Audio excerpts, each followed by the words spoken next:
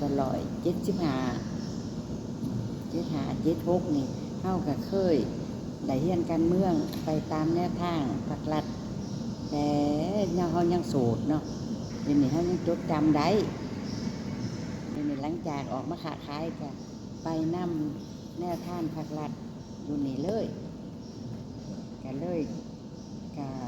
สั้นเทียบใจนี่เดี๋ยวนี้บุญคุณพรรครัฐนี่เฮานี่บ่มีวันลืม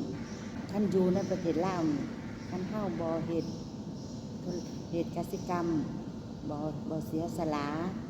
ล่ะเฮาก็อยู่บ่ได้กำนันบ้านเมืองยังเดือดร้อนขาดเคินทุกอย่างเฮาได้กินผักบุ้ง3 เดือนเด้อยู่เวียงจันทน์เขาเคยอยู่เวียงจันทน์บ้านหนองจันเนาะเขากินผักบุ้ง3 เดือนเต็มๆเลยบ่มีสิ้นจักหน่อยเลยผักบุ้งอยู่หั่นมันก็แซ่บเดี๋ยวนี้ผักโอมหาบ่มีแหละหนองจันมันเป็นตึกแหละกระมิดเฮ็ดกาแฟเนาะกาแฟบ่มีส่งออกผักลาดไผ่ปลูกกาแฟส่งออกคันมีนำเข้าก็ต้องส่งออกเฮาก็สอกหาแล้วอันสิส่งออกบ่มีเดี๋ยวนี้เพิ่นว่าคันบ่ปลูกจังได๋ไผสิเฮ็ดให้เจ้าส่งออกกันเลยต้องปลูกฝังเดี๋ยวนี้ปลูกผู้เดียวเฮาบ่ไหวคันปลูกผู้เดียวเฮาต้องจ้างคนมันก็ลุกขึ้นนี่มีแต่ขอบครัวประชาชนเลยไประดมเขาเจ้าของระดมเขาก็ระดมแต่ปากเขาก็บ่เฮ็ดได้เฮาเลยซอยปุ๋ยซอยเขากินกับซอยอันนั้นเบี้ยกาแฟต้นเบี้ยกาแฟกล้าแล้วไปซอยเขาปลูกบ่เอาเงินให้ฟรีเขาจึงปลูกได้หลังจากเทวดาก็ซอยเฮา3 ปี 4 ปีมาแล้วมันเกิดได้มีมากแล้วพอดีกาแฟมีราคา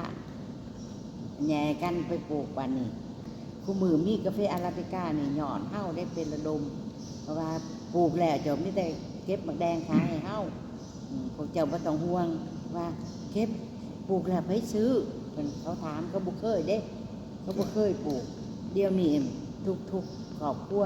74 บาทประชาชนเดี๋ยวนี้หักหอมเฮาหย่อนว่าเขาเว้าได้เองนี่เขาว่ามีมือมีตีนก็หย่อนแม่เดี๋ยวนี้หั่นมีหยังก็มาขายให้เฮาก็บ่บุบราคาซ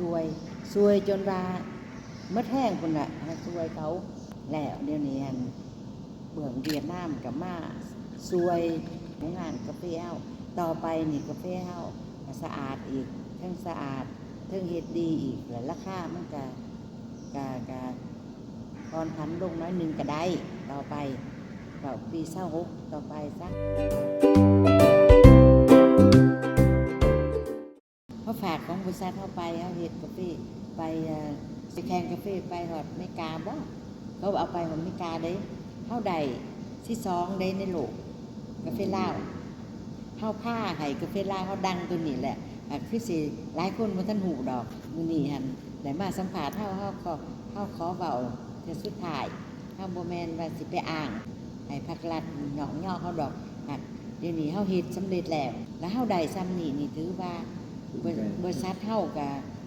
สุดขีดพยายามปรุงแต่งให้กาแฟมันดีน่ะมันดีเฮ็ดได้เก่าพวกเขาปรุงแต่งให้มันได้10ถือว่าพวกคอยกับ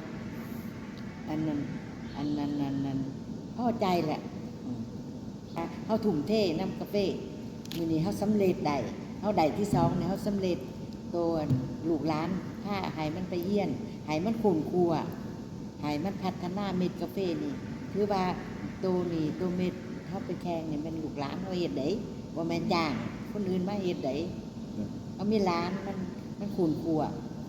อยู่ในอันนั้นไปพลังแน่มันไปพลังแน่มันเฮ็ดได้มันคุ้นคั่วจนว่ามันเฮ็ดได้กาแฟนี่ได้มาแล้วถือว่าเฮาสบายใจแหละเชื่อมั่นเขาเดี๋ยวนี้มีแต่ส่งเสริมให้เขาไปได้ตื่มอีกคันว่าผลิตภัณฑ์มีหยังแปลกๆเฮาก็เฮ็ดได้หมดเดี๋ยวนี้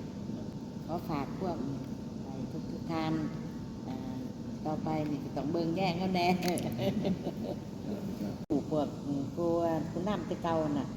ก็ฟังเพิ่นเว้าเดี๋ยวนี้ก็ถือความเพิ่นหมดจังว่าเพิ่นนำพาถือ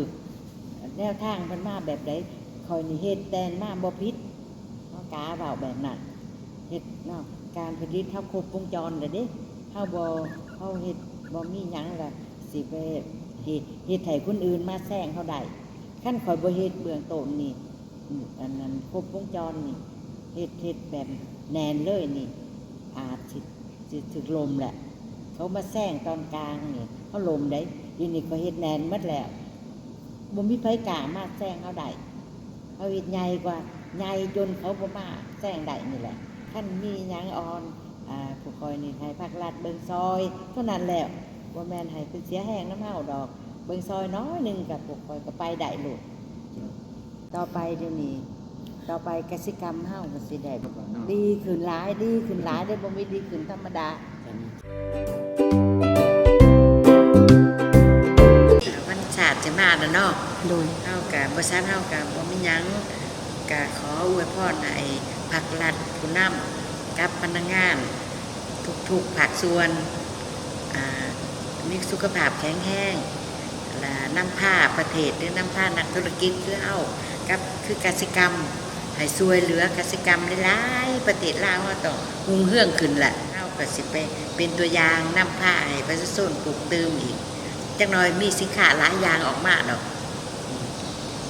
หลายอย่างออกมาขายเพิ่มเพื่อเขาเอิ้น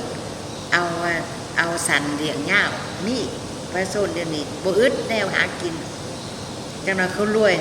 กว่าบริษัทอีกพวกประชาชน